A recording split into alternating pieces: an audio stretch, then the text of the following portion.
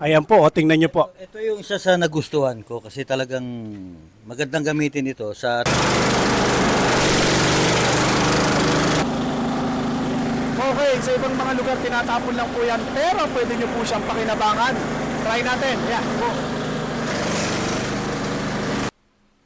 Magandang araw po mga kadiskarte. Sa araw na ito, bisita po natin ang isang kilala at sikat na newscaster, si Kuya Greg Nicdaw. Kuya, magandang araw po sa inyo. magandang umaga sa inyo. Maraming salamat po at naikonsidera nyo po ang Diskarte Pinoy TV sa inyo pong pag-avail ng mga garden tools na inyo pong kailangan. Tingin nyo po, bakit na gustuhan nyo po itong ating pong decultivator machine? Unang-una sa market talagang mahal na siya.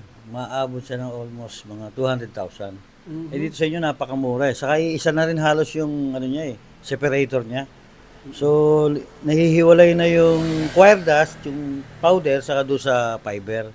Ayan. Para dun sa kaalaman po ng marami, si Kuya Greg, siya po ay pagdating po sa may kinalaman po sa mga agriculture, masasabi ko pong isa po siya sa expert. At pwede nyo rin pong bisitahin yung kanyang page kung sakasakaling meron po kayong katanungan. Sa YouTube account ko na Greg Nicdaw. Salamat Kuya Greg ha. Testingin po natin ngayon tong order po ninyo at try po natin kung gaano po kaganda. Samahan nyo po kami. Try natin. Ang kagandahan po nito Kuya Greg, ito po ay disusi na po. Sa mga nagtatanong kung saan po tindahan natin, located po tayo sa Barangay Malamig, Bustos, Bulacan. Ayan, pumunta na yung ating makina. Okay. Lakas lang natin. Try natin ha. Oh, bukas na to. Okay, sa ibang mga lugar tinatapon lang po yan, pero pwede nyo po siyang pakinabangan. Try natin. Yeah, go.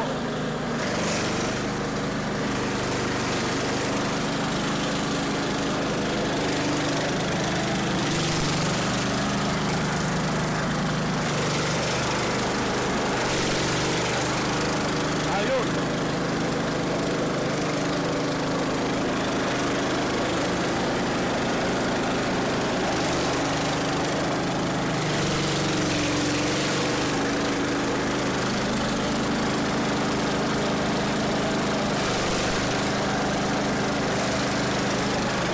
Okay. Go.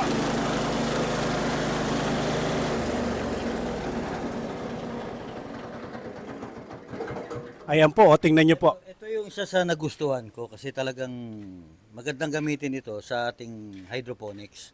So ito yung purpose kaya rin ako kumukuha nito para doon sa farm to develop ko. Meron kaming greenhouse tapos hydroponics din. So ano sir, ang maikukumpare nyo po ba yung ating produkto sa ibang mga nakita nyo po na decultivator?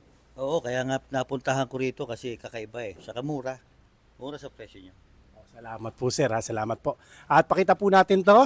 Sir, ito po yung pinaka fiber po niya. Kuya Greg, ito pa, tingin nyo, magkakaroon pa po ba ng pakinabang para itong hindi naman po masayang? So instead nagagamit ako ng ibang material, ito pwede itong gamitin natin na mulching. Ano po ba yung mulching para po doon sa ibang mga hindi pa po nakakaalam? Inilalagay natin sa paligid ng halaman para hindi tumubo ang damo. So hindi maaagaw nung mga damo yung Nutrients na tutubong damo doon sa gilid na bawa ng puno, ng kakao, pwede ito in between ng mga lettuce natin, pwede siya. Ayan, sabi ko sa inyo, marami kayong tips na makukuha po kay Kuya Greg. Kaya i-follow nyo rin po siya ha.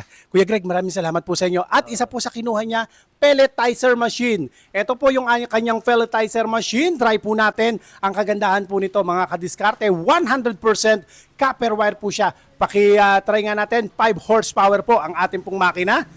Yan po ay Allen brand. Try po natin. Ito, meron na tayong sariling sawg dito. Try natin.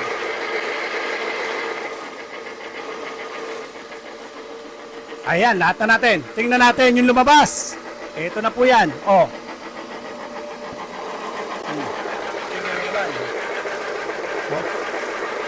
Sige. Tingnan niyo po, oh. Wow. So, depende po yan doon sa materials na gagamitin po natin. Ito po kasi, Kuya Greg, como testing lang po tayo, more on the rock po siya. Pero, paano po? Ang tawag natin sa darak D1 pag feeds na. D1. AD1 po ang tawag po sa kanya. Pero kung sakasakali po, mahingan po kayo ng tips ng mga followers po natin. Sir Greg, Kuya Greg, ano po ba ang pwede nating gamitin mas magandang patuka po? Ang alaga ko po ay manok. Ano po ba may re-recommenda ninyong sangkap? Ayan, mga kadiskarte, para po mas maganda, i-follow nyo po siya. Pwede nyo siyang diretsuhang matanong, depende po yan. Kung baboy, kung manok, kung kabayo, kung kalabaw, bahala si Kuya Greg po dyan sasabihin po nila sa inyo, follow nyo po siya. Maraming salamat po sa inyo mga kadiskarte at Kuya Greg, maraming salamat po. Baka may gusto po kayong batiin pansamantala. Ang pwede nating habol ko lang, pwede nating ihalo sa feeds, mapamanok. Basta mga sa ating livestock is insulin plant. Insulin, Plant. ano po yun? So halaman siya na iniinom din ng mataas ng tao na mataas din ang sugar level. So nakakagamot din siya at pwede rin yan sa hinahalo ko na rin sa livestock. Mapamanok, mapababoy, lahat.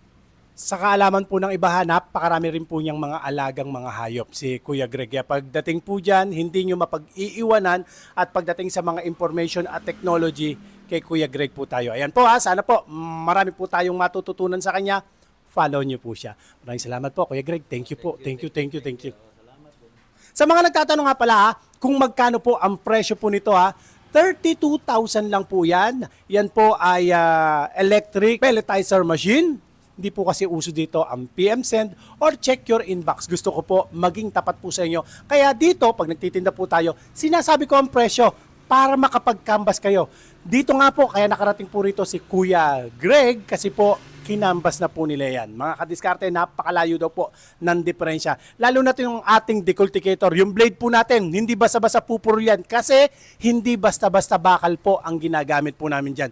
Talaga namang napaka-quality ng ating pong mga gamit. At ang presyo lang po nito mga kadiskarte, ang presyo lang po niyan, 65,000 lang po yan. Yan mga kadiskarte sinasabi ko yung presyo para tingnan nyo rin po sa iba. Kung saan kayo makakamura, dun po kayo.